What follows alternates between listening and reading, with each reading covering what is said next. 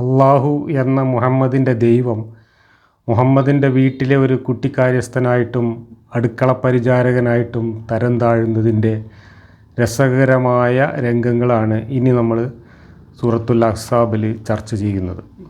27 വചനങ്ങൾ കഴിഞ്ഞ ക്ലാസ്സിൽ നമ്മൾ പറഞ്ഞു നിർത്തി. 28ാമത്തെ വചനം ഞാൻ വായിക്കാം. തുടർന്നുള്ള ഏതാനും വാക്യങ്ങൾ ഇന്ന് നമുക്ക് ചർച്ച ചെയ്യാം. 28. നബിയെ, നിൻ്റെ ഭാര്യമാരോട് നീ പറയുക, ഐഹിക ജീവിതവും അതിൻ്റെ അലങ്കാരവുമാണ് നിങ്ങൾ ഉദ്ദേശിക്കുന്നതെങ്കിൽ നിങ്ങൾ വരൂ, നിങ്ങൾക്ക് ഞാൻ ജീവിത വിഭവം നൽകുകയും നല്ല നിലയിൽ നിങ്ങളെ മോചിപ്പിച്ചയക്കുകയും ചെയ്യാം. ഇവിടെ മുഹമ്മദിൻ്റെ ഭാര്യമാരോട് ഇങ്ങനെ പറയാൻ വേണ്ടി അള്ളാഹു മുഹമ്മദിൻ്റെ തൊള്ള വാടകയ്ക്കെടുത്തുകൊണ്ട് പറയുകയാണ്. എന്താണ് മുഹമ്മദിൻ്റെ ഭാര്യമാരോട് ഇങ്ങനെ പറയാനുണ്ടായ ഒരു സാഹചര്യം എന്ന് ഖുർആൻ്റെ തഫ്സീറുകളിലും ചരിത്ര ഗ്രന്ഥങ്ങളിലും ഒക്കെ കാണാം. മുഹമ്മദ് ഇതിനകം തന്നെ മദീനയിലെ ഒരു വലിയ രാജാവിൻ്റെ സ്ഥാനം കൈയടക്കി കഴിഞ്ഞു. അനേകം ജൂതഗോത്രങ്ങളെ കൊള്ളയടിക്കുകയും വലിയൊരു സമ്പത്തിൻ്റെ ഉടമയാവുകയും ചെയ്തിട്ടുണ്ട്. മുഹമ്മദിൻ്റെ അനുയായികളും കൂടെ പല യുദ്ധങ്ങളിലും കിട്ടിയ സ്വത്ത് മുഴുവനായും മുഹമ്മദ് അള്ളാഹുവിനാണെന്നും പറഞ്ഞ് സ്വന്തമാക്കിയിട്ടുണ്ട്. ആ സ്വത്തുക്കൾ യുദ്ധം നടന്നിട്ടില്ല, അല്ലെങ്കിൽ വാളെടുക്കേണ്ടി വന്നിട്ടില്ല, ഒട്ടകത്തെ ഓടിക്കേണ്ടി വന്നിട്ടില്ല എന്ന കാരണം പറഞ്ഞുകൊണ്ട് കൂടെ യുദ്ധത്തിന് പോയ ആളുകൾക്കൊന്നും വിഹിതം നൽകാതെ മുഹമ്മദ് സ്വന്തമാക്കുകയാണ്. എല്ലാം അള്ളാഹുവിനും റസൂലിനും ഉള്ളതാണ് എന്ന് ഇടക്കിടക്ക് ആയത്തിറക്കിക്കൊണ്ട് ഇങ്ങനെ മുഹമ്മദ് സ്വന്തമാക്കിയ സ്വത്തുക്കൾ ഭാരിച്ചതായിരുന്നു. ബനൂ നദീർ എന്ന ജൂതഗോത്രത്തെ കൊള്ളയടിക്കാൻ പോയ സമയത്ത് ഒരു യുദ്ധമോ രക്തച്ചൊരിച്ചിലോ കൂടാതെ ആ ഗോത്രക്കാർ പൂർണ്ണമായും കീഴടങ്ങിയ സമയത്ത് അള്ളാഹു മുഹമ്മദും കൂടെ ഒരു തരികിട ഒപ്പിച്ചു. ഈ യുദ്ധം നടന്നിട്ടില്ല എന്നതുകൊണ്ട് സ്വത്ത് ആർക്കുമില്ല, എല്ലാം അള്ളാഹുവിനും റസൂലിനും ഉള്ളതാണ് എന്ന് പറഞ്ഞുകൊണ്ട് കൈക്കലാക്കി. അങ്ങനെ മുഹമ്മദ് ബനൂ നദീറിൻ്റെ ഭാരിച്ച സ്വത്തുക്കൾ, ഒരുപാട് ഈത്തപ്പനത്തോട്ടങ്ങളും പിന്നെ സ്വർണവും വെള്ളിയും പണവും ഒരുപാട് ഒട്ടകങ്ങളും ഇതെല്ലാം സ്വത്തുക്കളായിട്ട് കിട്ടി. ഇതെല്ലാം മുഹമ്മദ് സ്വന്തം ചെലവിനും സ്വന്തം കുടുംബത്തിൻ്റെ ചെലവിനുമായി നീക്കി വെച്ചു എന്നാണ് സഹീഹായ ഹദീസിലും മറ്റും പറഞ്ഞിട്ടുള്ളത്. അതുപോലെ തന്നെ അതിനു മുമ്പ് ഓടിച്ചു വിട്ട പല യൂതഗോത്രങ്ങളുടെയും സ്വത്തുക്കൾ കൈക്കലാക്കിയപ്പോൾ അനുയായികൾക്ക് വീതം വെച്ച് കൊടുത്തതിൻ്റെ മൊത്തം സ്വത്തിൻ്റെ 5/1 അള്ളാഹു റസൂലിനും വേണം എന്ന് പറഞ്ഞുകൊണ്ട് മുഹമ്മദ് കൈക്കലാക്കിയിട്ടുണ്ട്. അപ്പോൾ 20% എല്ലാ യുദ്ധങ്ങളിലും മുഹമ്മദ് സ്വന്തം സ്വത്താക്കി മാറ്റുകയും യുദ്ധം കാര്യമായി നടന്നിട്ടില്ലെങ്കിൽ മുഴുവൻ സ്വത്തും അള്ളാഹു റസൂലിനെന്ന് പറഞ്ഞുകൊണ്ട് കൈക്കലാക്കുകയും ചെയ്തു. അങ്ങനെ മുഹമ്മദ് ഇതിനകം വലിയ ഒരു സമ്പത്ത് കുന്നുകൂട്ടിയിരുന്നു. ഒപ്പം തന്നെ വലിയൊരു പ്രജാവൃന്ദത്തെയും ഒപ്പം കൂട്ടിയിരുന്നു. അതിൻ്റെ കൂടെ തന്നെ ഓരോ ഗോത്രത്തെയും കൊള്ളയടിച്ച് വരുമ്പോൾ ഭാര്യമാരുടെ എണ്ണവും വർദ്ധിച്ചു കൊണ്ടേയിരുന്നു. ഭാര്യമാരെന്ന നിലക്കും വെപ്പാട്ടികൾ എന്ന നിലക്കും മുഹമ്മദിൻ്റെ വീട്ടിൽ ഒരുപാട് പെണ്ണുങ്ങൾ വന്ന് തടിച്ചു കൂടിക്കൊണ്ടിരുന്നു. നിത്യേന എന്നോണം മുഹമ്മദിൻ്റെ ഭാര്യമാരുടെയും വെപ്പാട്ടികളുടെയും എണ്ണവും വർദ്ധിച്ചു കൊണ്ടിരുന്നു. ഈ ഒരു സമയത്ത് സ്വത്തുക്കൾ കണ്ടമാനം കിട്ടിയിട്ടും ഭാര്യമാരുടെ ചെലവിൻ്റെ കാര്യത്തിലോ അല്ലെങ്കിൽ ഈ വിഭവങ്ങൾ കൊണ്ട് അവർക്ക് പ്രയോജനപ്പെടുത്തുന്ന കാര്യത്തിലോ ഒന്നും മുഹമ്മദ് കാര്യമായി ശ്രദ്ധിച്ചിരുന്നില്ല. അങ്ങനെ വന്നപ്പോൾ ഭാര്യമാരെല്ലാവരും കൂടെ മുഹമ്മദിനെ വളഞ്ഞിട്ട് സമരം ചെയ്തു. എന്നിട്ട് അവർ പറഞ്ഞു, ഞങ്ങൾക്കും എന്തെങ്കിലുമൊക്കെ വേണം, ഞങ്ങൾക്ക് നല്ല വസ്ത്രങ്ങൾ വേണം, നല്ല ഭക്ഷണം വേണം, നല്ല പാർപ്പിടം വേണം തുടങ്ങിയിട്ടുള്ള ആവശ്യങ്ങൾ മുഹമ്മദിൻ്റെ ഭാര്യമാർ കൂട്ടത്തോടെ മുഹമ്മദിനെ വളഞ്ഞിട്ട് ഒരു സമരത്തിൻ്റെ രീതിയിൽ ഉന്നയിച്ചു. അപ്പോഴാണ് മുഹമ്മദ് അള്ളാഹുവിനെ മെല്ലെ പിടിച്ചുകൊണ്ടുവന്നിട്ട് ഈ ആയത്തിറക്കിയത്. ഇതാണ് ഇതിൻ്റെ സന്ദർഭം. എന്താണ് ആയത്ത്? നബിയെ, നിൻ്റെ ഭാര്യമാരോട് നീ പറയുക, ഐഹിക ജീവിതവും അതിൻ്റെ അലങ്കാരവുമാണ് നിങ്ങൾ ഉദ്ദേശിക്കുന്നതെങ്കിൽ നിങ്ങൾ വരൂ, നിങ്ങൾക്ക് ഞാൻ ജീവിത വിഭവം നൽകുകയും ഭംഗിയായ നിലയിൽ ഞാൻ നിങ്ങളെ മോചിപ്പിച്ച് അയച്ചു തരികയും ചെയ്യാം. അപ്പോൾ മുഹമ്മദിന് ഇനിയിപ്പോൾ കൂടെ ഉള്ള ഭാര്യമാരൊക്കെ പോയാലും വലിയ കുഴപ്പമൊന്നുമില്ല. കാരണം പുതിയ ഭാര്യമാരിങ്ങനെ നിത്യേന വന്നുകൊണ്ടിരിക്കുകയാണ്. വെപ്പാട്ടികളും ഭാര്യമാരുമായിട്ട് മുഹമ്മദിൻ്റെ വീട്ടിലേക്ക് യഥേഷ്ടം പെണ്ണുങ്ങൾ, അതും നാട്ടിലുള്ള ഏറ്റവും നല്ല സുന്ദരികളായ പെണ്ണുങ്ങൾ തന്നെ വന്നുകൊണ്ടിരിക്കുകയാണ്. ഇനി ഭാര്യയും വെപ്പാട്ടിയും ഒന്നും അല്ലെങ്കിൽ തന്നെ മുഹമ്മദിന് നാട്ടിലുള്ള ഏതൊരു പെണ്ണിനും സ്വന്തം ശരീരം മുഹമ്മദിന് കൊണ്ടുവന്ന് ദാനം ചെയ്യാനുള്ള പ്രത്യേക ലൈസൻസും അള്ളാഹു ഈ അധ്യായത്തിൽ കൊടുക്കുന്നുണ്ട്. ഈ അധ്യായത്തിൽ ഓരോ വാക്യങ്ങൾ അവതരിച്ച ക്രമം എന്താണെന്നുള്ളത് നമുക്കറിയില്ല. ചരിത്രപരമായിട്ട് ഇതെല്ലാം കൂടി ഒരുമിച്ച് വന്നതല്ല എന്നുള്ളത് വ്യക്തമാണ്. ഇതിൽ പലതും കുറേ മുമ്പ് പറഞ്ഞതാണ്, പലതും ഈ സംഭവങ്ങൾക്കൊക്കെ ശേഷം പറഞ്ഞതാണ്. ഖുർആൻ ക്രോഡീകരിക്കുമ്പോൾ ഇതെല്ലാം കൂടെ ഷഫിൾ ചെയ്തിട്ടാണ് ഇതിനകത്ത് ചേർത്തിട്ടുള്ളത് നമ്മൾ പറഞ്ഞു കഴിഞ്ഞു. ഇവിടെ ബനൂ നദീർ ഗോത്രത്തെ കൊള്ളയടിച്ച് എല്ലാ സ്വത്തും മുഹമ്മദ് കൈക്കലാക്കിയ സമയത്താണ് മുഹമ്മദ് നബിയുടെ ഭാര്യമാരെല്ലാവരും കൂടെ ഞങ്ങൾക്കും എന്തെങ്കിലുമൊക്കെ വേണം എന്ന് പറഞ്ഞ് സമരം ചെയ്തത് എന്നാണ് ചില വ്യാഖ്യാനങ്ങളിൽ നിന്ന് കാണുന്നത്. അതൊക്കെ കഴിഞ്ഞ് ഈ ബനൂ ഖുറൈള ഗോത്രക്കാരെ കൊള്ളയടിച്ച് അവരെ കൂട്ടക്കൊല ചെയ്ത സമയത്ത് അവരുടെ ഗോത്രത്തിൽ നിന്ന് സ്വത്തുക്കൾ കിട്ടിയപ്പോഴാണ് ഇത് പറഞ്ഞത്, ഈ പ്രശ്നമുണ്ടായത് എന്നും ചില വ്യാഖ്യാനങ്ങളിൽ കാണാം. എന്നായാലും ഏത് സംഭവത്തിനെ തുടർന്നായാലും മുഹമ്മദിന് ധാരാളം സ്വത്തുക്കൾ വന്നു ചേർന്നത് കണ്ടപ്പോൾ മുഹമ്മദിൻ്റെ ഭാര്യമാർക്കും അവരുടെ ജീവിത നിലവാരം ഒന്ന് മെച്ചപ്പെടുത്തിയാൽ കൊള്ളാമെന്ന് തോന്നുകയും അതനുസരിച്ച് അവർ ചില വിഭവങ്ങൾ മുഹമ്മദിനോട് ആവശ്യപ്പെടുകയും ചെയ്തു. അത് കൂട്ടമായിട്ട് ആവശ്യപ്പെട്ടു, മുഹമ്മദിനെ വളഞ്ഞിട്ട് ആവശ്യപ്പെട്ടു എന്ന മട്ടിലാണ് എഴുതി വച്ചിട്ടുള്ളത്. ആ സന്ദർഭത്തിൽ സമരം ഒത്തുതീർപ്പാക്കാൻ വേണ്ടി അള്ളാഹു ഇറങ്ങി വരികയാണ്. അള്ളാഹു ഒരു മാന്യമായ ഒത്തുതീർപ്പല്ല പറയുന്നത്, ഭീഷണി മുഴക്കാനാണ് പറയുന്നത്. അങ്ങനെയുള്ള ആവശ്യങ്ങളുമായി വരുന്ന ഭാര്യമാരോട് നിങ്ങൾക്ക് നിങ്ങളുടെ പണി നോക്കി പോകാം, നിങ്ങൾക്ക് വേണമെങ്കിൽ ഞാൻ അങ്ങനത്തെ കുറച്ച് സ്വത്തും വിഭവമൊക്കെ തരാം, തന്നാൽ പിന്നെ ഞാനുമായിട്ടുള്ള ബന്ധം ഉണ്ടാവില്ല, നിങ്ങൾക്ക് അള്ളാഹിൻ്റെ റസൂലുമായിട്ടും അള്ളാഹുമായിട്ടും ഈ മതവുമായിട്ടും ഒക്കെ ബന്ധപ്പെട്ടുകൊണ്ട് മര്യാദക്ക് ജീവിക്കുകയാണെങ്കിൽ നിങ്ങൾക്ക് അതിൻ്റെ ഗുണം കിട്ടും, ഇവിടെയും കിട്ടും, പരലോകത്തും കിട്ടും. അതല്ല നിങ്ങൾക്ക് ഇഹലോകത്തെ സുഖവും സൗകര്യമാണ് വേണ്ടതെങ്കിൽ നിങ്ങൾക്ക് പോകാം, ഞാൻ നിങ്ങൾക്ക് എന്തെങ്കിലുമൊക്കെ തരാം എന്ന് പറഞ്ഞാളാ എന്ന് മുഹമ്മദിൻ്റെ തൊള്ളയിൽ കൂടെ മുഹമ്മദിൻ്റെ അള്ളാഹു മുഹമ്മദിൻ്റെ ഭാര്യമാരോട് പറഞ്ഞതാണ് ഇത് രംഗം. ഇനി അടുത്ത വാക്യം നോക്കുക, 29. അള്ളാഹുവേയും അവൻ്റെ ദൂതനെയും പരലോക ഭവനത്തെയും ആണ് നിങ്ങൾ ഉദ്ദേശിക്കുന്നതെങ്കിൽ നിങ്ങളുടെ കൂട്ടത്തിൽ സദ്വൃത്തകളായിട്ടുള്ളവർക്ക് അള്ളാഹു മഹത്തായ പ്രതിഫലം ഒരുക്കി വെച്ചിട്ടുണ്ട്. അതല്ല നിങ്ങൾക്ക് അള്ളാഹിൻ്റെ റസൂലിൻ്റെ കൂടെ അള്ളാഹിൻ്റെ റസൂൽ പറയുന്നതൊക്കെ അനുസരിച്ച് അച്ചടക്കമുള്ള പെണ്ണുങ്ങളായിട്ട് അള്ളാഹിൻ്റെ റസൂലിൻ്റെ ആവശ്യങ്ങളൊക്കെ അംഗീകരിച്ചുകൊണ്ട് അങ്ങനെ ജീവിക്കുകയാണെങ്കിൽ നിങ്ങൾക്ക് അള്ളാഹു പരലോകത്ത് അതിൻ്റെ ഗുണം തരും എന്നാണ് രണ്ടാമത് പറയുന്നത്. നിരുപാധികം മുഹമ്മദിൻ്റെ ആജ്ഞകൾ അനുസരിച്ചുകൊണ്ട് മുഹമ്മദിൻ്റെ കൂടെ അടങ്ങി ഒതുങ്ങി ജീവിക്കുകയാണെങ്കിൽ അള്ളാഹുവിൻ്റെ വക നിങ്ങൾക്ക് വല്ലതൊക്കെ കിട്ടും, അല്ലെങ്കിൽ നിങ്ങൾക്ക് പോകാം എന്ന ഭീഷണി മുഹമ്മദ് അള്ളാഹു എന്ന ഫേക്ക് ഐഡിയ ഉപയോഗിച്ചുകൊണ്ട് ഭാര്യമാരോട് പറയുന്നതാണ് രംഗം. ഇവിടെ നമ്മൾ ആലോചിക്കേണ്ട ഒരു കാര്യം, വിശ്വാസികൾക്ക് ആലോചിക്കാൻ പറ്റുമെങ്കിൽ ആലോചിക്കുക, ഈ പ്രപഞ്ചമുണ്ടാക്കിയ ദൈവം, ഈ പ്രപഞ്ചത്തിൽ മനുഷ്യരെ ഉണ്ടാക്കിയ ദൈവം, പ്രപഞ്ചവും മനുഷ്യരും ഉണ്ടാക്കാൻ തന്നെ കാരണം മനുഷ്യരുടെ നന്ദിയും മനുഷ്യരുടെ ആരാധനയും അദ്ദേഹത്തിന് കിട്ടണമെന്ന് തോന്നിയതുകൊണ്ടാണ്. അങ്ങനെയുള്ള ദൈവം മനുഷ്യർ എങ്ങനെയാണ് ജീവിക്കേണ്ടത്, എന്തൊക്കെയാണ് ചെയ്യേണ്ടത് എന്ന് മനുഷ്യർക്ക് പറഞ്ഞു കൊടുക്കാൻ വേണ്ടി പ്രപഞ്ചം ഉണ്ടാക്കുന്നതിന് മുമ്പ് തന്നെ ആകാശത്ത് തയ്യാറാക്കി വെച്ച കാറ്റലോഗാണ് ഖുർആൻ. ആ കാറ്റലോഗ് ഖുർആനിൽ നിന്ന് ജിബ്രീൽ കൊണ്ടുവരുന്ന ആയത്തുകളാണിത് എന്നാണ് വിശ്വാസം. അങ്ങനെയാണ് തള്ള്. ഇവിടെ മുഹമ്മദിൻ്റെ ഭാര്യമാരെ ഞങ്ങൾക്ക് എന്തെങ്കിലുമൊക്കെ ചെലവിന് തരണം എന്ന് പറഞ്ഞ് മുഹമ്മദിൻ്റെ മുമ്പിൽ ബഹളം കൂട്ടിയപ്പോൾ അവരോട് പറയാനുള്ള കാര്യം മുഹമ്മദിന് അങ്ങോട്ട് പറഞ്ഞാൽ പോരെ. എന്തിനാണ് അവിടെ ഈ പ്രപഞ്ചം ഉണ്ടാക്കി വെച്ച പടച്ചോൻ ലൗഹുൽ മഹ്ഫൂദിൽ എഴുതി വെച്ചു എന്നൊക്കെ പറയുന്ന സാധനം എടുത്തുകൊണ്ടുവന്നിട്ട് അവിടെ അവതരിപ്പിക്കേണ്ട കാര്യം എന്താണ്? അപ്പോൾ ഈ പ്രപഞ്ചം ഉണ്ടാക്കുന്നതിന് മുമ്പേ അള്ളാഹു ഇങ്ങനെ മുഹമ്മദ് നബിയുടെ ഭാര്യമാരൊക്കെ കൂടെ ബഹളം കൂട്ടുമ്പോൾ ഓലെ ശരിയാക്കാൻ വേണ്ടിയിട്ട് ഒരു ആയത്ത് അവിടെ നേരത്തെ റെഡിയാക്കി വെച്ചിരിക്കുകയായിരുന്നു.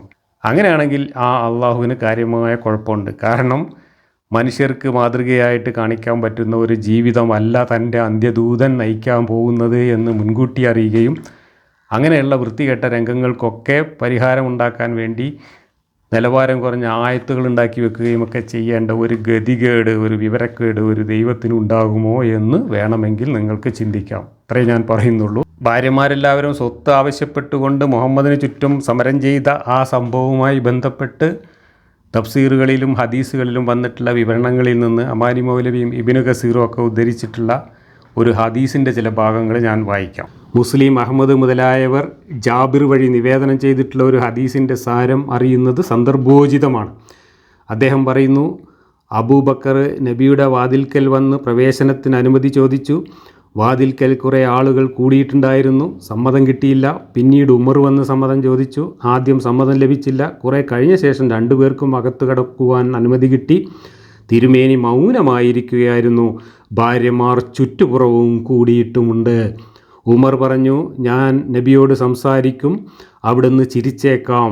അദ്ദേഹം നബിയോട്, അള്ളാഹുവിൻ്റെ റസൂലെ, സെയ്ദിൻ്റെ മകൾ, അതായത് എൻ്റെ ഭാര്യ, അല്പം മുമ്പ് എന്നോട് ചെലവിന് കൊടുക്കാൻ ആവശ്യപ്പെട്ടു. അപ്പോൾ ഞാൻ അവളുടെ കഴുത്തിന് കൊടുത്തു ഒരിടി. അങ്ങുന്നത് കണ്ടിരുന്നെങ്കിൽ. ഇത് കേട്ടപ്പോൾ തിരുമേനി അവിടുത്തെ അണപ്പല്ലുകൾ കാണപ്പെടുമോർ ചിരിച്ചുപോയി. തിരുമേനി തുടർന്ന് പറഞ്ഞു, ഇവരിതാ ചെലവിനുള്ള വക ചോദിച്ചുകൊണ്ട് എൻ്റെ ചുറ്റുപാടും വന്നു കൂടിയിരിക്കുന്നു. അപ്പോൾ അബൂബക്കർ ആയിഷയുടെയും ഉമ്മർ ഹഫ്സയുടെയും നേരെ തിരിഞ്ഞു അവരെ അടിക്കുവാൻ ശ്രമിക്കുകയും റസൂൽ തിരുമേനിയുടെ കൈവശം ഇല്ലാത്തതിന് നിങ്ങൾ ആവശ്യപ്പെടുകയാണോ എന്ന് അവരെ ആക്ഷേപിക്കുകയും ചെയ്തു. തിരുമേനി അവരെ തടഞ്ഞു. ഈ അവസരത്തിൽ നബിയുടെ ഭാര്യമാർ തിരുമേനിയുടെ പക്കൽ ഇല്ലാത്തത് ഇനിമേൽ ഞങ്ങൾ ആവശ്യപ്പെടുകയില്ല എന്ന് പറഞ്ഞു. പിന്നീട് ഈ ആയത്ത് അവതരിച്ചു. ഇതാണ് സന്ദർഭം. ഇവിടെ ഇല്ലാത്തതൊന്നുമല്ല അവർ ചോദിച്ചിട്ടുള്ളത്, അതൊക്കെ ഇവിടെ വ്യാഖ്യാതാക്കൾ കൂട്ടിച്ചേർത്തതാണ്. പിന്നീട് ഹദീസുകളിലും വ്യാഖ്യാനങ്ങളിലും കൂട്ടിച്ചേർത്തതാണ്. നബിയുടെ ഭാര്യമാരെങ്ങനെ അള്ളാഹു തന്നെ ചീത്ത പറഞ്ഞപ്പോൾ ഭാര്യമാർ കുറ്റക്കാരാണ് എന്ന് വരുത്താൻ വേണ്ടിയിട്ടും നബിയുടെ പക്ഷത്തൊരു തെറ്റുമില്ല എന്നും വരുത്തി തീർക്കാനും വേണ്ടിയിട്ടാണ് ഇല്ലാത്തത് ചോദിച്ചു എന്ന ദുരാരോപണം ഇവിടെ കൃത്രിമമായിട്ട് ചമച്ചിട്ടുള്ളത്. പക്ഷേ ബനു നദീർ ഗോത്രത്തിൽ നിന്ന് കിട്ടിയ സ്വത്തുക്കൾ മുഴുവൻ മുഹമ്മദിന് കുടുംബച്ചെലവിനായി മാറ്റിവെക്കാൻ ഉണ്ടായിരുന്നു എന്നും അതുകൊണ്ടാണ് മുഹമ്മദ് വർഷങ്ങളോളം കുടുംബത്തിൻ്റെ ചെലവ് നടത്തിയത് എന്നും പറയുന്ന രേഖ, സഹീഹായ രേഖ ഹദീസ് ഗ്രന്ഥത്തിൽ തന്നെ ഉണ്ട്. ഇതാ sunna.com അതിൻ്റെ പരിഭാഷയായിട്ട് നമ്മുടെ CN അഹമ്മദ് മൗലവിയുടെ ബുഖാരി പരിഭാഷയിലും കൊടുത്തിട്ടുള്ളതാണ് ഞാൻ ഈ കാണിക്കുന്നത്. അതിൻ്റെ മലയാളം വായിക്കാം. ഇംഗ്ലീഷിലും അത് തന്നെയാണ് എഴുതി വച്ചിട്ടുള്ളത്, അറബിയിലും അത് തന്നെയാണ് എഴുതി വച്ചിട്ടുള്ളത്. ഉമർ പറയുന്നു, ബനു നദീർ ഗോത്രക്കാരായ ജൂതന്മാരുടെ സ്വത്തുക്കൾ തിരുമേനിക്ക് യുദ്ധത്തിൽ കൈവന്നവയായിരുന്നു. അവ കരസ്ഥമാക്കാൻ വേണ്ടി മുസ്ലിങ്ങൾക്ക് കുതിരകളെയോ ഒട്ടകങ്ങളെയോ ഓടിക്കേണ്ടി വന്നിരുന്നില്ല, അതായത് യുദ്ധം നടത്തേണ്ടി വന്നിരുന്നില്ല. എന്നിട്ട് ആ സ്വത്തുക്കളുടെ വരുമാനം തിരുമേനിയുടെ സ്വന്തം ആവശ്യങ്ങൾക്ക് വേണ്ടി നീക്കിവെച്ചിരിക്കുകയായിരുന്നു. തൻ്റെ ഭാര്യമാരിൽ ഓരോരുത്തർക്കും ഓരോ കൊല്ലത്തേക്ക് ചെലവിന് വേണ്ടത് അതിൽ നിന്നും തിരുമേനി കൊടുക്കും. ബാക്കിയുള്ളത് ആയുധങ്ങളും യുദ്ധത്തിലേക്കുള്ള മൃഗങ്ങളും ഒരുക്കാനും ഉപയോഗിക്കുകയും ചെയ്യും.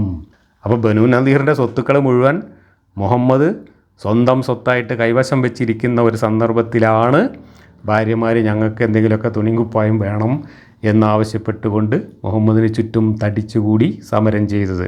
അപ്പോഴാണ് അള്ളാഹുവിനെ ഇറക്കിയിട്ട് മുഹമ്മദ് ഈ തരികിട ആയത്തിറക്കിയത് എന്നർത്ഥം. ഇനി നമുക്ക് അടുത്ത വാക്യം ഇതിൻ്റെ തുടർച്ചയായി വന്നതാവണമെന്നില്ല. ഇത് മറ്റൊരു സന്ദർഭത്തിൽ പറഞ്ഞതാവാനാണ് സാധ്യത. പക്ഷേ ഖുർആൻ ക്രോഡീകരിച്ചപ്പോൾ ഇതെല്ലാം കൂടെ ഒരുമിച്ച് ഒരു കൂട്ടമാക്കിയിട്ട് അവതരിപ്പിച്ചതാവാനാണ് സാധ്യത. 30 പ്രവാചക പത്നിമാരെ, നിങ്ങളിൽ ആരെങ്കിലും വ്യക്തമായ നീചവൃത്തി ചെയ്യുന്ന പക്ഷം അവൾക്ക് ശിക്ഷ 2 ഇരട്ടിയായി വർദ്ധിപ്പിക്കപ്പെടുന്നതാണ്. അത് അള്ളാഹുവെ സംബന്ധിച്ചിടത്തോളം എളുപ്പമായിട്ടുള്ളതാകുന്നു. ഇനിയും ഭാര്യമാർക്ക് നേരെ തിരിയുകയാണ് അള്ളാഹു. അതിൽ തന്നെ പ്രത്യേകിച്ച് ഒരാളെ ഉന്നം വെച്ചുകൊണ്ടാണ് ഇത് പറയുന്നത്. അത് മറ്റാരുമല്ല, അത് ആയിഷയാണ്. ഇവിടെ നീചവൃത്തി ചെയ്യുന്ന കാര്യത്തിലാണ് ഭാര്യമാരെ ഭീഷണിപ്പെടുത്തുന്നത്. നീചവൃത്തി ചെയ്യുക എന്ന് പറഞ്ഞാൽ വ്യഭിചരിക്കുക എന്നാണ് അർത്ഥം. അങ്ങനെ തന്നെയാണ് തഫ്സീറുകളിൽ എഴുതി വെച്ചിട്ടുള്ളത്. ഇബ്നു അബ്ബാസിൻ്റെ തഫ്സീർ നോക്കൂ. O you wives of the prophet, whosoever you commit manifest lewdness, plain adultery with witnesses to testify against you, the punishment for hell will be doubled, flogging and stoning, and that punishment is easy for Allah. നിങ്ങളിൽ ആരെങ്കിലും വ്യഭിചരിച്ചാൽ, നബിയുടെ ഭാര്യമാരോട് നബിയുടെ തൊള്ള വാടകയ്ക്കെടുത്തുകൊണ്ട് അള്ളാഹു പറയാണ്, അല്ല പെണ്ണുങ്ങളെ, നിങ്ങൾ ആരെങ്കിലും ഒരാൾ വ്യഭിചരിച്ചാൽ സാധാരണ വ്യഭിചരിച്ചവർക്കുള്ള ശിക്ഷയുടെ ഇരട്ടിയായിരിക്കും നിങ്ങൾക്ക് ശിക്ഷ. ഇബ്നു അബ്ബാസ് പറയുന്നത് സ്റ്റോണിങ്ങും ഫ്ലോഗിങ്ങും അടക്കമുള്ള ഇവിടുത്തെ ശിക്ഷ, അതായത് ചട്ടവാറടിയും എറിഞ്ഞുകൊല്ലലും അടക്കമുള്ള ഇവിടുത്തെ ശിക്ഷ അവർക്ക് ഇരട്ടിയായിരിക്കുന്നു. മറ്റവർക്കൊക്കെ 80 അടിയാണെങ്കിൽ ആയിഷയ്ക്ക് 160 അടി ഉണ്ടാവും. മറ്റവരൊക്കെ ഒരു പ്രാവശ്യം എറിഞ്ഞു കൊല്ലുകയാണെങ്കിൽ ആയിഷേനെ 2 പ്രാവശ്യം എറിഞ്ഞു കൊല്ലും. അങ്ങനെ ഇരട്ടി ശിക്ഷ ഇവിടുന്ന് കിട്ടും. പിന്നെ പരലോകത്തെ നരകശിക്ഷയും ഇരട്ടിയാക്കും എന്ന് പറയുന്നത്. നരകശിക്ഷ എങ്ങനെയാണ് ഇരട്ടിയാക്കുക? ചൂട് കൂട്ടിയിട്ടാണോ അതോ ഇനി കാലാവധി കൂട്ടേണ്ട പ്രശ്നമില്ല. നിത്യനരകമാണെങ്കിൽ പിന്നെ അവിടെ കാലാവധിക്ക് പ്രശ്നമില്ല. ഏതായാലും നരകത്തിലെ ശിക്ഷയും ഇരട്ടിയാക്കും എന്ന് പറഞ്ഞുകൊണ്ട് ആയിഷയെ ഭീഷണിപ്പെടുത്തുന്നതാണ് ഇത് സംഭവം. ഇങ്ങനെ ഒരു ഭീഷണി മുഹമ്മദിൻ്റെ വായിലൂടെ അള്ളാഹു ഇറക്കാൻ കാരണമായ ചില സംഭവങ്ങളൊക്കെ ഈ മുഹമ്മദിൻ്റെ ചരിത്രത്തിൽ നടന്നിട്ടുണ്ട്. ബനു മുസ്തലഖ് എന്ന് പറയുന്ന ഒരു ഗോത്രത്തെ കൊള്ളയടിക്കാൻ പോയ സമയത്ത് ആയിഷേനെ കൂടെ കൊണ്ടുപോയിരുന്നു. തിരിച്ചു വരുമ്പോൾ ആ ഗോത്രത്തിലെ ഏറ്റവും സുന്ദരിയായ ജുബൈരിയ എന്ന് പറയുന്ന പെണ്ണിനെ മുഹമ്മദ് കൈക്കലാക്കി. ആ പെണ്ണിനെയും കൊണ്ട് മുഹമ്മദ് മടക്കയാത്രയിൽ തിരിച്ചു വരുമ്പോൾ ആയിഷയുടെ കാര്യം മുഹമ്മദ് മറന്നു. മുഹമ്മദിനിട്ട് ആയിഷ ഒരു പണി കൊടുത്തു. ആയിഷ ഒരു ചെറുപ്പക്കാരൻ്റെ കൂടെ വഴിമാറി സഞ്ചരിച്ച് ഒറ്റയ്ക്ക് 2 ദിവസം മരുഭൂമിയിലൂടെ യാത്ര ചെയ്തു. അതേ തുടർന്ന് ആയിഷയ്ക്കെതിരായിട്ട് വലിയ ഒരു ലൈംഗികാരോപണം ഉണ്ടായി. ആ ലൈംഗികാരോപണത്തിൽ മുഹമ്മദിന് കാര്യമായി തന്നെ സംശയം തോന്നി. ആയിഷയ്ക്കെതിരായിട്ടുള്ള ഈ ആരോപണത്തിൽ മുഹമ്മദ് വല്ലാതെ അസ്വസ്ഥനാവുകയും ആയിഷയുമായി പിണങ്ങി ആയിഷയെ മാറ്റിപ്പാർപ്പിച്ചു. ആയിഷ ഗർഭിണിയാണോ എന്നറിയാൻ വേണ്ടി 1 മാസത്തിലേറെ മാറ്റിപ്പാർപ്പിച്ച് ആയിഷയ്ക്ക് ഗർഭമില്ല എന്ന് ബോധ്യമായതിന് ശേഷം മുഹമ്മദിൻ്റെ അള്ളാഹു വന്നിട്ട് ആയിഷ നിരപരാധിയാണ്, തെറ്റൊന്നും ചെയ്തിട്ടില്ല എന്ന് പറഞ്ഞുകൊണ്ട് ആയത്തിറക്കുകയും ആയിഷയ്ക്കെതിരെ ആരോപണം ഉന്നയിച്ചവരെ പിടിച്ചിട്ട് ചാട്ടവാറ് കൊണ്ട് അടിക്കാൻ ഉത്തരവിടുകയും ചെയ്തു. വ്യഭിചാരക്കുറ്റം ആരോപിക്കാൻ അന്ന് ആയിഷയ്ക്കെതിരെ കാര്യമായി 3 സാക്ഷികളാണ് ഉണ്ടായിരുന്നത്. അതുകൊണ്ട് അള്ളാഹു പറഞ്ഞു 3 പോരാ 4 വേണം എന്ന് പറഞ്ഞിട്ട് പുതിയൊരു നിയമം ഉണ്ടാക്കി. ഇതൊക്കെയാണ് ആയിഷയുടെ ലൈംഗികാരോപണവുമായി ബന്ധപ്പെട്ട കഥ. അത് നമുക്ക് മറ്റൊരു സന്ദർഭത്തിൽ അതുമായി ബന്ധപ്പെട്ട് തന്നെ ഇറങ്ങിയിട്ടുള്ള ആയത്തുകളുണ്ട്. ആ സമയത്ത് കൂടുതൽ വിശദമായിട്ട് പറയാം. എന്തായാലും ആ സംഭവത്തിന് ശേഷമാണ് ഈ ആയത്ത് ഇറങ്ങിയിട്ടുള്ളതെങ്കിൽ ആ സംശയം ഇപ്പോഴും മുഹമ്മദിൻ്റെ മനസ്സിൽ ഉരുണ്ട് കിടക്കുന്നുണ്ട്. ആ സംശയത്തിൻ്റെ അടിസ്ഥാനത്തിലാണ് ഭാര്യമാരെ മൊത്തം ഭീഷണിപ്പെടുത്തുന്നതിൻ്റെ കൂട്ടത്തിൽ വ്യഭിചാരത്തിന് ആരെങ്കിലും പോയി കഴിഞ്ഞാൽ നിങ്ങൾക്ക് ഇരട്ടി ശിക്ഷയാണ് കേട്ടോ എന്ന ഭീഷണി കൂടി മുഹമ്മദ് ഇവിടെ അവതരിപ്പിക്കുന്നത്. ഇതൊക്കെ നേരിട്ട് പറയേണ്ടതിന് പകരം പ്രപഞ്ചം മുഴുവൻ പരിപാലിക്കുന്ന ദൈവത്തിനെ അവിടുന്ന് പിടിച്ചിറക്കി കൊണ്ടുവന്നിട്ട് മുഹമ്മദിൻ്റെ അടുക്കളയിൽ പാർപ്പിച്ചിട്ട് ആ ദൈവത്തിനെ കൊണ്ട് ഇതെല്ലാം പറയിപ്പിക്കുകയാണ്. അടുത്ത വാക്യം 31. നിങ്ങളിൽ ആരെങ്കിലും അള്ളാഹുവോടും അവൻ്റെ ദൂതനോടും താഴ്മ കാണിക്കുകയും സൽക്കർമ്മം പ്രവർത്തിക്കുകയും ചെയ്യുന്ന പക്ഷം അവൾക്ക് അവളുടെ പ്രതിഫലം 2 മടങ്ങായി നാം നൽകുന്നതാണ്. അവൾക്ക് വേണ്ടി നാം മാന്യമായ ഉപജീവനം ഒരുക്കി വെക്കുകയും ചെയ്തിരിക്കുന്നു. അപ്പോൾ ഒരു ഭാഗത്തെ ഇരട്ടി ശിക്ഷ പറഞ്ഞിട്ട് അടുത്ത വാക്യത്തിൽ എന്താണ് പറയുന്നത്? മുഹമ്മദിനെ സമ്പൂർണ്ണമായും അനുസരിച്ച് അടങ്ങി ഒതുങ്ങി അവിടെ കഴിയുകയാണെങ്കിൽ, വേറെ വേണ്ടാദിനങ്ങൾക്കൊന്നും പോവാതെ, ആവശ്യങ്ങളൊന്നും ഉന്നയിക്കാതെ, ആവശ്യമില്ലാത്ത ഡിമാൻഡുകൾ ഉന്നയിച്ച് സമരമൊന്നും ചെയ്യാതെ അടങ്ങി ഒതുങ്ങി ഇവർ കഴിയുകയാണെങ്കിൽ, അള്ളാഹുവിൻ്റെ കാര്യം മാത്രം നോക്കിക്കൊണ്ട്, അള്ളാഹുവിൻ്റെ കാര്യം എന്ന് പറഞ്ഞാൽ മുഹമ്മദിൻ്റെ കാര്യം മാത്രം നോക്കിക്കൊണ്ട് അടങ്ങി ഒതുങ്ങിയിരിക്കുകയാണെങ്കിൽ നിങ്ങൾക്ക് പ്രതിഫലവും നാട്ടുകാർക്ക് കിട്ടുന്നതിൻ്റെ ഡബിൾ കിട്ടും എന്നാണ്. അപ്പോൾ ഇവിടെ സ്പെഷ്യൽ ഓഫറാണ്, സ്പെഷ്യൽ പ്രിവിലേജ് കൊടുക്കുകയാണ് മുഹമ്മദ് സ്വന്തം ഭാര്യമാർക്ക്. കുറ്റം ചെയ്താൽ ഇരട്ടി ശിക്ഷ, നല്ലത് ചെയ്താൽ ഇരട്ടി പ്രതിഫലം. എല്ലാ മനുഷ്യരും തുല്യരാണെങ്കിലും മുഹമ്മദിൻ്റെ ഭാര്യമാർക്ക് പ്രത്യേക പ്രിവിലേജ് ഉണ്ട് ഇസ്ലാമിൽ. കാരണം മുഹമ്മദിന് ഭാര്യമാരുടെ കാര്യത്തിൽ അത്യാവശ്യം നല്ല ശ്രദ്ധയും ബേജാറും ഉണ്ടായിരുന്നു. അതുകൊണ്ട് തന്നെ ആ ഒരു കാലഘട്ടത്തിൽ മുഹമ്മദിൻ്റെ മദീനയിലെ ഒരു 10 കൊല്ലത്തെ ജീവിത കാലഘട്ടത്തിൽ ഈ അള്ളാഹു എന്ന പ്രപഞ്ച സൃഷ്ടാവായ ദൈവത്തിന് പ്രപഞ്ചത്തിലെ വേറെ കാര്യങ്ങളൊന്നും നോക്കാൻ നേരം കിട്ടിയിരുന്നില്ല. ഈ ഭാര്യമാരുടെ ഇടയിൽ കൂടെ കിടന്ന് പരക്കം പായുകയും അവരെ നിയന്ത്രിക്കുകയും ഒക്കെ ചെയ്യേണ്ട ഒരു വല്ലാത്ത പണി, ഒരു കാര്യസ്ഥൻ പണിയാണ് അന്ന് അള്ളാഹ്ക്ക് കിട്ടിയത്. അള്ളാഹ് അത് ഭംഗിയായിട്ട് നിർവഹിച്ചതായിട്ട് നമുക്ക് അള്ളാഹിൻ്റെ കിതാബിൽ കാണാം. നിങ്ങളിൽ ആരെങ്കിലും അള്ളാഹുവോടും അവൻ്റെ ദൂതനോടും താഴ്മ കാണിക്കുകയും സൽക്കർമ്മം പ്രവർത്തിക്കുകയും ചെയ്യുന്ന പക്ഷം അവൾക്ക് അവളുടെ പ്രതിഫലം 2 മടങ്ങായി നാം നൽകും. അവൾക്ക് വേണ്ടി നാം മാന്യമായ ഉപജീവനം ഒരുക്കി വെക്കുകയും ചെയ്തിട്ടുണ്ട്. ഈ പെണ്ണുങ്ങൾക്ക് എന്ത് വിഭവങ്ങളാണ് അവിടെ പരലോകത്ത് ഒരുക്കി വെച്ചിട്ടുള്ളത് എന്ന് ഇതുവരെ മിണ്ടിയിട്ടില്ല കേട്ടോ. അതിൻ്റെ കോമഡി അടുത്ത വാക്യത്തിൽ വരുന്നുണ്ട്. ഇതുവരെയും മൂപ്പർ പറഞ്ഞതെല്ലാം ആണുങ്ങൾക്കുള്ള വിഭവങ്ങളെക്കുറിച്ചാണ്. അവിടെ കള്ളൊഴുകുന്ന പുഴയുണ്ട്, പാലൊഴുകുന്ന പുഴയുണ്ട്, തേനൊഴുകുന്ന പുഴയുണ്ട്, പിന്നെ അതിസുന്ദരികളായ ഹൂറികൾ ഇങ്ങനെ കിടന്ന് പരക്കം പായുന്നുണ്ട്. പിന്നെ കള്ളും കോപ്പയും കൊണ്ട് ബാലന്മാർ, മുത്തുമണി പോലെയുള്ള ബാലന്മാരവിടെ കിടന്ന് ഓടിക്കളിക്കുന്നുണ്ട് എന്നൊക്കെയാണ് ഖുർആനിൽ ഈ പരലോകത്തെ വിഭവങ്ങളെക്കുറിച്ച് പറഞ്ഞിട്ടുള്ളത്. ആ പറഞ്ഞതിലൊന്നും പെണ്ണുങ്ങൾക്ക് വേണ്ട യാതൊന്നും ഇല്ല. പെണ്ണുങ്ങളോട് ഇവിടെ പറയുന്നത് നിങ്ങൾക്കും ആവശ്യത്തിനുള്ള വിഭവങ്ങളൊക്കെ അവിടെ ഒരുക്കി വെച്ചിട്ടുണ്ട് എന്നാണ് പറഞ്ഞിട്ടുള്ളത്. എങ്ങനെയുള്ള പെണ്ണുങ്ങൾക്ക്? മുഹമ്മദിൻ്റെ ഭാര്യമാർ മുഹമ്മദിനനുസരിച്ച് താഴ്മയോടുകൂടി കഴിഞ്ഞു കൂടുകയാണെങ്കിൽ, അടങ്ങി ഒതുങ്ങി കഴിയുകയാണെങ്കിൽ നിങ്ങൾക്ക് അവിടെ ഇരട്ടി പ്രതിഫലം കിട്ടും. അടുത്ത വാക്യം 32. പ്രവാചകൻ്റെ പത്നിമാർ സ്ത്രീകളിൽ മറ്റു ആരെപ്പോലെയും അല്ല. നിങ്ങൾ ധർമ്മനിഷ്ഠ പാലിക്കുന്നുവെങ്കിൽ നിങ്ങൾ അന്യരോട് അനുനയസ്വരത്തിൽ സംസാരിക്കരുത്. അപ്പോൾ ഹൃദയത്തിൽ രോഗമുള്ളവന് മോഹം തോന്നിയേക്കും. ന്യായമായ വാക്ക് നിങ്ങൾ പറഞ്ഞുകൊള്ളുക. മുഹമ്മദ് തൻ്റെ ഭാര്യമാരോട് പറയുന്നൊരു കാര്യം നോക്കുക നിങ്ങൾ. കാര്യസ്ഥനായ അള്ളാഹുവിനെ കൊണ്ട് പറയിപ്പിക്കുന്ന ഒരു കാര്യം എന്താണ്? മുഹമ്മദിൻ്റെ ഭാര്യമാരോട് നിങ്ങൾ സൗമ്യമായിട്ടൊന്നും ആണുങ്ങളോട് വർത്തമാനം പറയരുത് കേട്ടോ.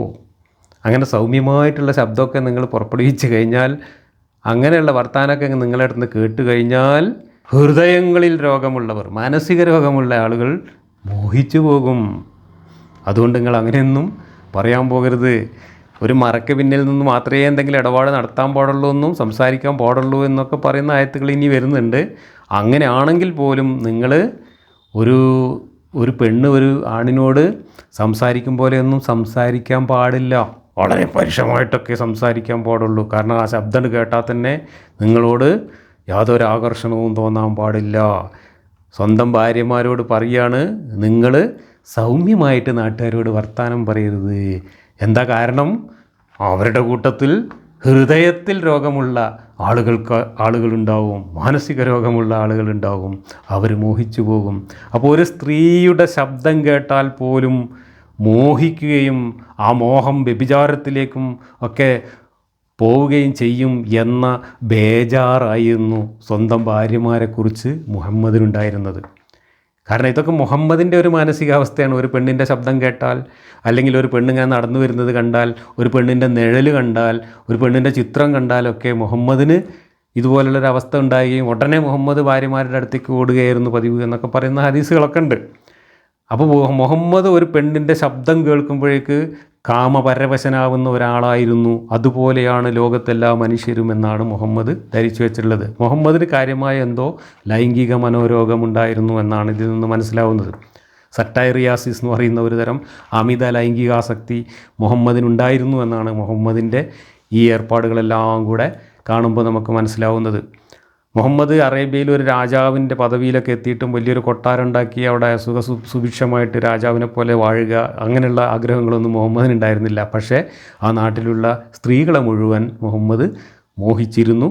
അങ്ങനെ മുഹമ്മദ് മോഹിച്ച പെണ്ണ് ഭർത്താവിനെ കൊണ്ട് പോവുകയാണെങ്കിൽ പോലും ഭർത്താവ് അപ്പം മുഹമ്മദിന് വേണ്ടിയിട്ട് കാര്യം തീർത്തു കൊടുത്തോളണം എന്ന് വരെ മുഹമ്മദ് തിട്ടൂരമിറക്കിയതിൻ്റെ കോമഡി കഴിഞ്ഞ ക്ലാസ്സിൽ നമ്മൾ പറഞ്ഞു. അപ്പോൾ മുഹമ്മദിന് കാര്യമായിട്ട് ഇതായിരുന്നു പ്രശ്നം. അത് പച്ചയായിട്ട് തന്നെ പറയുന്നുണ്ട്, ഹദീസുകളിലൊക്കെ പറയുന്നുണ്ട്. മുഹമ്മദിന് ഏറ്റവും ഇഷ്ടപ്പെട്ട 2-3 കാര്യങ്ങളിൽ ഒന്നാമത്തെ കാര്യമായിട്ട് ഇത് തന്നെയാണ് പറയുന്നത്. അപ്പോൾ മുഹമ്മദ് തൻ്റെ ഭാര്യമാരെ മറ്റാരെങ്കിലുമൊക്കെ നോക്കുകയോ അവരുമായിട്ട് വർത്തമാനം പറയുകയോ അല്ലെങ്കിൽ അവർ സൗമ്യമായി സംസാരിക്കുകയോ ഒക്കെ ചെയ്തു കഴിഞ്ഞാൽ അത് തൻ്റെ ഭാര്യമാരെ തനിക്ക് നഷ്ടപ്പെടുമോ എന്ന സംശയരോഗിയായിരുന്നു മുഹമ്മദ്. നമ്മുടെ വടക്ക് നോക്കി യന്ത്രത്തിലെ ആ കഥാപാത്രം ഉണ്ടല്ലോ, അതേപോലെയായിരുന്നു മുഹമ്മദ്.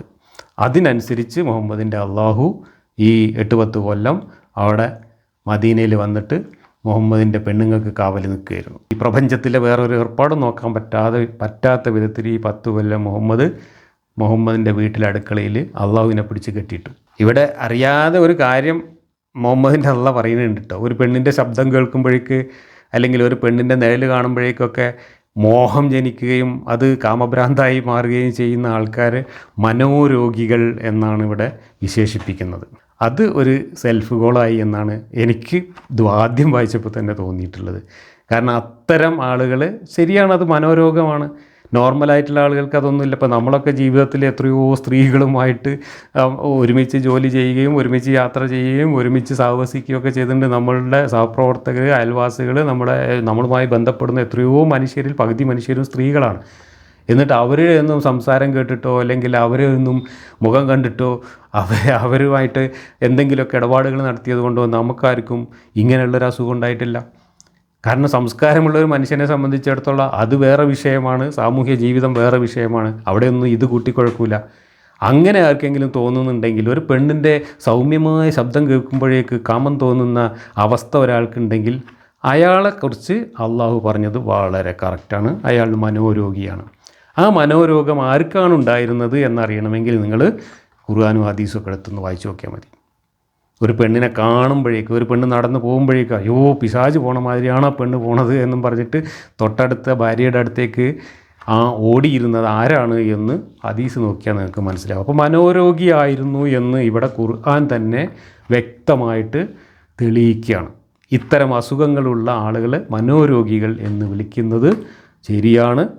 അതനുസരിച്ച് മാനവരിൽ മഹോന്നതനും ഉസ്വത്തുൻ ഹസനത്തും ലോകാവസാനം വരെയുള്ളവർക്ക് എല്ലാവർക്കും ഉത്തമ മാതൃകയുമായ മുത്തുനബി ആരായിരുന്നു എന്ന് അള്ളാഹു തന്നെ അറിയാതെ പറഞ്ഞുപോയി, ഒരു സെൽഫ് ഗോൾ അടിച്ചു പോയി എന്നതാണ് ഈ ഖുർആൻ വാക്യത്തിൽ നമ്മൾ കാണുന്ന മറ്റൊരു തമാശ. അടുത്ത വാക്യം 33-ാം അധ്യായത്തിലെ 33-ാം വാക്യം. നിങ്ങൾ നിങ്ങളുടെ വീടുകളിൽ അടങ്ങിക്കഴിയുകയും ചെയ്യുക. പഴയ അജ്ഞാനകാലത്തെ സൗന്ദര്യപ്രകടനം പോലുള്ള സൗന്ദര്യപ്രകടനം നിങ്ങൾ നടത്തരുത്. നിങ്ങൾ നമസ്കാരം മുറ പോലെ നിർവഹിക്കുകയും സക്കാത്ത് നൽകുകയും അള്ളാഹുവേയും അവൻ്റെ ദൂതനെയും അനുസരിക്കുകയും ചെയ്യുക. പ്രവാചകൻ്റെ വീട്ടുകാരെ, നിങ്ങളിൽ നിന്ന് മാലിന്യം നീക്കിക്കളയുവാനും നിങ്ങളെ ശരിയായി ശുദ്ധീകരിക്കുവാനും മാത്രമാണ് അള്ളാഹു ഉദ്ദേശിക്കുന്നത്. അപ്പോൾ മുഹമ്മദിൻ്റെ ഭാര്യമാരോട് വീടുകളിൽ അടങ്ങി ഒതുങ്ങി കഴിയാനാണ് അള്ളാഹു നിർദ്ദേശിക്കുന്നത്. ഇവിടെയും ഒരു കാര്യം വരികൾക്കിടയിൽ നിന്ന് വ്യക്തമാകുന്നുണ്ട്. മുഹമ്മദിൻ്റെ ഭാര്യമാരോട് പറയുന്നത് ജാഹിലിയ കാലത്തെ പോലെ നിങ്ങൾ പെണ്ണുങ്ങൾ പുറത്തിറങ്ങി നടക്കാൻ പാടില്ല. ജാഹിലിയ കാലത്തെ പോലെ നിങ്ങളുടെ സൗന്ദര്യമൊന്നും പ്രദർശിപ്പിക്കാൻ പാടില്ല എന്നാണ് ഇവിടെ പറയുന്നത്. ഇതിൽ നിന്ന് മനസ്സിലാവുന്നത് ജാഹിലിയ കാലത്ത് പെണ്ണുങ്ങൾക്ക് കുറച്ചും കൂടെയൊക്കെ സ്വാതന്ത്ര്യവും കുറച്ചും കൂടെയൊക്കെ മാന്യതയും ഒക്കെ ഉണ്ടായിരുന്നു. അത് മുഹമ്മദ് അള്ളാഹുവിനെ ഉപയോഗിച്ചുകൊണ്ട് അടച്ചു കളഞ്ഞു എന്നാണ് ഇവിടെ വ്യക്തമാകുന്നത്. എന്നാൽ ഇസ്ലാമിൻ്റെ വക്താക്കൾ എന്താണ് പറയാറുള്ളത്, പ്രചരിപ്പിക്കാറുള്ളത്? ജാഹിലിയ കാലത്ത് പെൺകുട്ടികൾ ജനിച്ചാ കുഴിച്ചു മൂടുകയായിരുന്നു. ജാഹിലിയ കാലത്ത് ഓരോരുത്തർക്കും 40-50 ഭാര്യമാരായിരുന്നു. അതൊക്കെ വെട്ടിക്കുറച്ച് സ്ത്രീകളുടെ അവസ്ഥ കുറച്ചുകൂടെ മെച്ചപ്പെടുത്തുകയാണ് ഇസ്ലാം ചെയ്തത് എന്നൊക്കെയാണ് പറയുന്നത്. പക്ഷേ അള്ളാഹു പറയുന്നത് ജാഹിലിയ കാലത്ത് പെണ്ണുങ്ങൾക്ക് കുറച്ചും കൂടെയൊക്കെ സ്വാതന്ത്ര്യം ഉണ്ടായിരുന്നു. പെണ്ണുങ്ങളുടെ അവസ്ഥ കുറച്ചുകൂടെയൊക്കെ മെച്ചമായിരുന്നു. അവർക്ക് അവരിഷ്ടമുള്ള വസ്ത്രമൊക്കെ ധരിച്ച് പുറത്തിറങ്ങാനും സഞ്ചരിക്കാനൊക്കെ അവകാശമുണ്ടായിരുന്നു.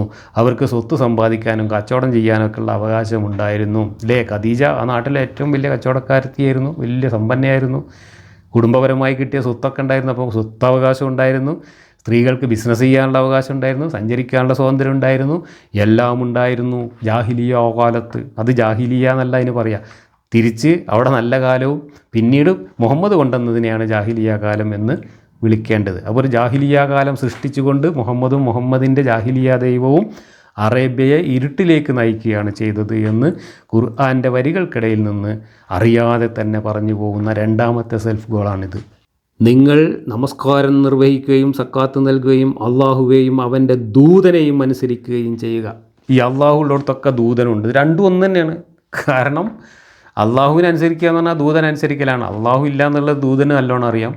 അതുകൊണ്ട് ദൂതനനുസരിച്ചാൽ അള്ളാഹുവിനനുസരിക്കലാണ്. അള്ളാഹുവും ദൂതനും ഒന്ന് തന്നെയാണ്. അപ്പോൾ അള്ളാഹുവിൻ്റെ ദൂതനെ അനുസരിച്ച് മര്യാദക്ക് അടങ്ങി ഒതുങ്ങി ജീവിച്ചാൽ, ജാഹിലിയ കാലത്തെ പോലെ സ്വാതന്ത്ര്യമൊന്നും ആവശ്യപ്പെടാതെ ജീവിച്ചാൽ നിങ്ങൾക്ക് ഇരട്ടി പ്രതിഫലം എന്ന് ഭാര്യമാരോട് പറയുകയാണ്.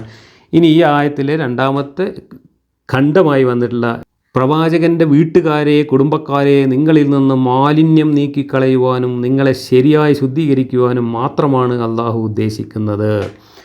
ഈ വാക്യത്തിൻ്റെ സന്ദർഭം, ഈ വാക്യത്തിലെ ഈ ഒരു ഭാഗം, അതായത് മുഹമ്മദിൻ്റെ കുടുംബക്കാരെ, വീട്ടുകാരെ നിങ്ങളിൽ നിന്ന് മാലിന്യം നീക്കിക്കളയാൻ അള്ളാഹു ആഗ്രഹിക്കുന്നു എന്ന് പറഞ്ഞ ഈ വാചകം അവതരിച്ച സന്ദർഭത്തെക്കുറിച്ച് വ്യാഖ്യാതാക്കൾക്കിടയിൽ ഭിന്നാഭിപ്രായങ്ങളുണ്ട്. ആ ഭിന്നാഭിപ്രായങ്ങൾ വരാനുള്ള കാരണവും ഏറെക്കുറെ നമുക്ക് ഊഹിച്ച് മനസ്സിലാക്കാവുന്നതാണ്. അതിലേക്ക് വരുന്നതിന് മുമ്പ് എന്താണ് ആ ഭിന്നാഭിപ്രായങ്ങൾ എന്ന് വാഹിദിയുടെ തന്നെ അസ്ബാബുൻ നുസൂൽ പറയുന്നത് നമുക്ക് വായിച്ചു നോക്കാം. It was revealed about 5 people, the Prophet, Ali, Fatima, Hassan and Hussein. Atta ibn Abi Rabah who said, some of those who heard Salama related to me that she mentioned that the Prophet was in her house when Fatima came with a pot containing a meat dish. The Prophet said to her, call for me your husband and your sons. Ali, Hassan and Hussein came in and sat down to eat from the meat dish while the Prophet was sitting on his place of sleep, and he had under him a garment made in Khaybar. Salama said, I was praying in my room when Allah revealed this verse. He grabbed the extension of the garment and covered them with it. Then he got his hands out raised them towards heaven and said, O Allah, these are the folk of my household and my closest family members. Please remove uncleanliness from them and cleanse them with a thorough cleansing. I put my head inside and said, and I am with you, O messenger of Allah. And he answered, you will gain goods, you will gain goods. ഇവിടെ Umm Salama പറയുകയാണ്, ഒരു ദിവസം Umm സലമയുടെ വീട്ടിൽ Umm Salama അവിടെ ഇരിക്കുമ്പോൾ ഫാത്തിമ ഒരു പാത്രത്തിൽ കുറച്ച് ഇറച്ചിയും കൊണ്ട് കയറി വന്നു. അപ്പോൾ പ്രവാചകൻ അവിടെ കിടക്കുന്ന സ്ഥലത്ത് ഒരു വിരിപ്പിൻ്റെ മുകളിൽ ഇരിക്കുകയായിരുന്നു. അങ്ങനെ ഫാത്തിമ ഇറച്ചി കൊണ്ടുവന്നപ്പോൾ പ്രവാചകൻ ഫാത്തിമയോട് പറഞ്ഞു, അലീനെയും ഹസനെയും ഹുസൈനെയും വിളിക്ക് എന്ന് പറഞ്ഞു. അങ്ങനെ അലിയും ഹസനും ഹുസൈനും കൂടെ വന്നു. അവരെല്ലാവരും കൂടെ ഇറച്ചി തിന്നു. ഇറച്ചി തിന്നു കഴിഞ്ഞ് മുഹമ്മദ് ഇരുന്നിരുന്ന ആ വിരിപ്പെടുത്തിട്ട് എല്ലാവരുടെയും കൂടെ തലയിൽ കൂടെ അങ്ങോട്ട് പുതച്ചിട്ട് എല്ലാവരും കൂടെ ഒരു ടെൻറ്റിൻ്റെ ഉള്ളിലെന്ന പോലെ അതിൻ്റെ ഉള്ളിൽ കയറി നിന്നു. എന്നിട്ട് ഇങ്ങനെ മേലോട്ട് കൈ ഉയർത്തിയിട്ട് അള്ളാഹുവിനോട് പ്രാർത്ഥിച്ചു, അള്ളാഹുവേ, ഇതാണ് എൻ്റെ കുടുംബക്കാർ, ഇവരിൽ നിന്ന് എല്ലാ മാലിന്യങ്ങളും നീക്കി ഇവരെ ശുദ്ധീകരിച്ചു കൊണ്ടാ എന്ന് പറഞ്ഞിട്ട് ഇങ്ങോട്ട് പ്രാർത്ഥിച്ചു. അപ്പോൾ ഉമ്മു സലമ പാഞ്ഞു വന്നിട്ട് ആ ടെൻറ്റിൻ്റെ ഉള്ളിൽ തല നീട്ടിയിട്ട് ഞാനും ഉണ്ട് എന്ന് പറഞ്ഞു. അപ്പോൾ നിനക്കും നല്ലത് വരും എന്ന് ഒരു പേരിന് പറഞ്ഞു. അപ്പോഴാണ് അള്ളാഹു പ്രാർത്ഥനയ്ക്ക് ഉത്തരമായിട്ട് ഈ ആയത്തിറക്കിയത് എന്നാണ് ഉമ്മു സലമ പറയുന്നത്.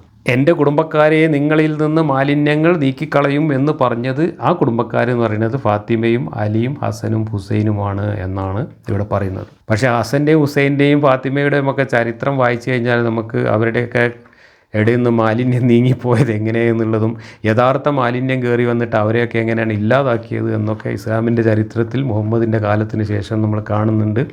അള്ളാഹിൻ്റെ ക്ലീനിങ്ങും മുഹമ്മദിൻ്റെ പ്രാർത്ഥനയും ഒക്കെ വെള്ളത്തിലായി എന്നുള്ളത് ഈ ചരിത്രത്തിൽ നിന്ന് വ്യക്തമാകും. അതൊക്കെ അവിടെ നിൽക്കട്ടെ.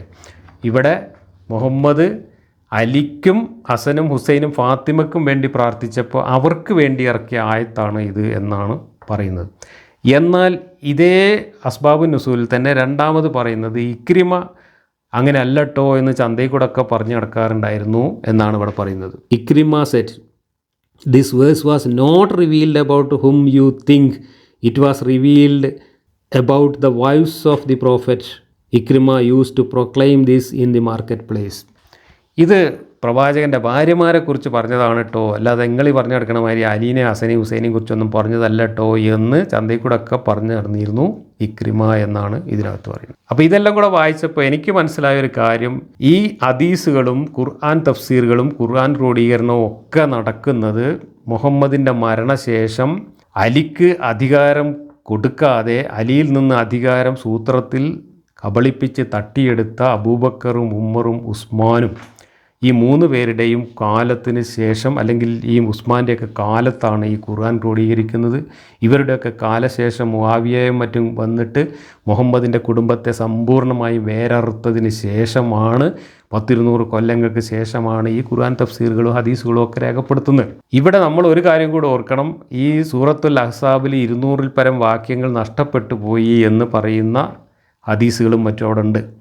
അങ്ങനെ നഷ്ടപ്പെട്ടു പോയ കൂട്ടത്തിൽ വ്യഭിചാരികളെ എറിഞ്ഞു കൊല്ലുന്ന ആയത്തും ഉൾപ്പെടുന്നുണ്ട്. ഇതെല്ലാം കൂടെ ചേർത്ത് വെച്ച് വായിക്കുമ്പോൾ ഇപ്പോൾ നമ്മൾ വായിച്ച ആയത്തുകൾ പോലെ തന്നെ ആയിഷയ്ക്കും അല്ലെങ്കിൽ നബിയുടെ ഭാര്യമാർക്കുമൊക്കെ പാരയാകാൻ സാധ്യതയുള്ളതും അതേസമയത്ത് അലിക്ക് അനുകൂലമാകാൻ സാധ്യതയുള്ളതുമായ ഒരുപാട് വചനങ്ങൾ ആയിഷയും കൂട്ടരും ബോധപൂർവ്വം, ആയിഷയും ഹഫ്സയും അവരുടെ വാപ്പമാരുമൊക്കെ ഗൂഢാലോചന നടത്തിയിട്ട് ബോധപൂർവം ഈ ഖുർആനിൽ നിന്ന് ഒഴിവാക്കിയിട്ടുണ്ട് എന്ന് തീർച്ചയായിട്ടും സംശയിക്കാവുന്നതാണ്. അപ്പോൾ ഷിയാക്കൾ പറയുന്നതിൽ കുറേയൊക്കെ വസ്തുത ഉണ്ട് എന്നാണ് അതിൻ്റെ അർത്ഥം. ഷിയാക്കൾ പറയുന്നതും അത് തന്നെയാണ്, ഖുർആനിൽ വലിയ കൃത്രിമം അവർ കാണിച്ചിട്ടുണ്ട് എന്നും അലിയെ പുകഴ്ത്തിക്കൊണ്ടും അലിക്കാണ് മുഹമ്മദിന് ശേഷം അധികാരം നൽകേണ്ടത് എന്ന് സൂചിപ്പിക്കുന്നതുമായ ഒരുപാട് വാക്യങ്ങൾ ഖുർആനിൽ നിന്ന് ഈ അലി വിരുദ്ധർ വെട്ടിമാറ്റിയിട്ടുണ്ട് എന്നാണ് ഷിയാക്കൾ ആരോപിക്കുന്നത്. ആ ആരോപണം ശരിയാണ് എന്ന് സംശയിക്കാവുന്ന തരത്തിലാണ് കാര്യങ്ങൾ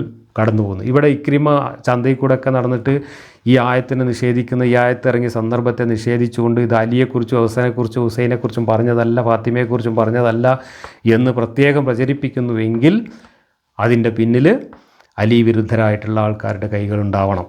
അതേസമയത്ത് ഇതൊക്കെ ഭാര്യമാരെക്കുറിച്ച് പറഞ്ഞതാണ് എന്നും പറഞ്ഞുകൊണ്ട് വേറെ ഹദീസ് ഇറക്കിയിട്ട് അലിയെയും ഹസനെയും ഹുസൈനെയും ഫാത്തിമയെയും ചിത്രത്തിൽ നിന്നും അയച്ചു കളയാനുള്ള ശ്രമത്തിൻ്റെ ഭാഗമായിരിക്കാം. പക്ഷേ അങ്ങനെയൊക്കെ ആണെങ്കിലും ഈ രണ്ട് പക്ഷത്തു നിന്നും കിട്ടിയ രേഖകൾ കുറേയൊക്കെ അവശേഷിച്ചത് കൊണ്ടാണ് അസ്ബാബുൻ നുസൂലിലൊക്കെ ഇത് വന്നിട്ടുണ്ടാവുക. പക്ഷേ ഖുർആനിൽ നിന്ന് തന്നെ 200-ൽ പരം ആയത്തുകൾ നഷ്ടപ്പെട്ടു പോയി എന്ന് പറയുന്നതിൻ്റെ പിന്നിൽ ദുരൂഹതയുണ്ട് എന്ന് ഞാൻ പറയാനുള്ള കാരണവും അതാണ്.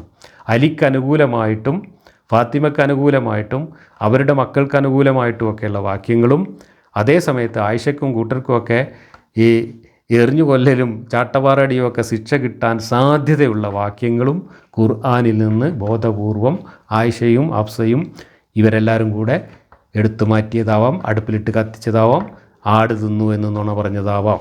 കാരണം അലിയാണ് അധികാരത്തിൽ വരുന്നതെങ്കിൽ, മുഹമ്മദിൻ്റെ മരണശേഷം അലിയാണ് അധികാരത്തിൽ വരുന്നതെങ്കിൽ ആയിഷയ്ക്കും മറ്റും ശിക്ഷ കിട്ടാനുള്ള എല്ലാ സാധ്യതയും ഖുർആൻ അനുസരിച്ച് അവിടെ ഉണ്ടായിരുന്നു എന്ന് വേണം മനസ്സിലാക്കാൻ. അത് പേടിച്ചത് കൊണ്ടായിരിക്കാം ആയിഷയും കൂട്ടരും അവർക്ക് പാരയാവാൻ സാധ്യതയുള്ള എറിഞ്ഞുകൊല്ലലിൻ്റെ ആയത്തുൾപ്പെടെയുള്ള ആയത്തുകൾ ഖുർആനിൽ നിന്നും ഒഴിവാക്കിയത്, ആടിന് തിന്നാൻ കൊടുത്തത് അല്ലെങ്കിൽ അടുപ്പിലിട്ട് കത്തിച്ചത്. അങ്ങനെയാണ് അൽ-അഹ്സാബ് ഒരു ചെറിയ സൂറത്തായിട്ട് ചുരുങ്ങിയത്. അടുത്ത വാക്യം, നിങ്ങളുടെ വീടുകളിൽ വെച്ച് ഓതിക്കേൾപ്പിക്കപ്പെടുന്ന അള്ളാഹുവിൻ്റെ വചനങ്ങളും തത്വജ്ഞാനവും നിങ്ങൾ ഓർമ്മിക്കുകയും ചെയ്യുക. തീർച്ചയായും അള്ളാഹു നയജ്ഞനും സൂക്ഷ്മജ്ഞാനിയുമാകുന്നു. അപ്പോൾ നിങ്ങളുടെ വീടുകളിൽ വെച്ച് ഓതിക്കേൾപ്പിക്കുന്ന വചനങ്ങൾ എന്ന് പറഞ്ഞത് അവരെക്കുറിച്ച്, അവരെ ഒതുക്കാൻ വേണ്ടിയിട്ട്, ഭാര്യമാരെയും കുടുംബക്കാരെയൊക്കെ ഒതുക്കാൻ വേണ്ടിയിട്ടും അവരുടെ പ്രശ്നങ്ങളിൽ ഇടപെടാൻ വേണ്ടിയിട്ടും വീട്ടിനകത്ത് അവരുടെ കൂടെ ഇരുന്നു കൊണ്ട് തന്നെ ഒരുപാട് ആയത്തുകൾ ഇറക്കിയിരുന്നു മുഹമ്മദിൻ്റെ ഫേക്ക് ഐ ഡി തോൽപ്പാവയും കൂടെ. അതൊക്കെ നിങ്ങൾ അനുസരിക്കുക എന്ന് പ്രത്യേകം പറയുന്നതാണ് ഈ വാചകം. നേരത്തെ പറഞ്ഞതിൻ്റെ തുടർച്ചയായിട്ട് വന്നതാണ് ഈ വാചകം. ഇവിടെ ഒരു കാര്യം നിങ്ങൾ ഓർക്കുക, ഈ ഖുർആൻ ലോകത്തുള്ള എല്ലാ മനുഷ്യർക്കും വേണ്ടി ലോകാവസാനം വരേക്കും വേണ്ടി ഇറക്കിയതാണെന്നും ഈ ഖുർആനിലെ എല്ലാ വാക്യങ്ങളും സർവ്വകാല പ്രസക്തമാണ് എന്നും തള്ളിമറിച്ച് പ്രചരിപ്പിക്കുന്ന ആളുകളുണ്ട് നമ്മുടെ മുമ്പിൽ.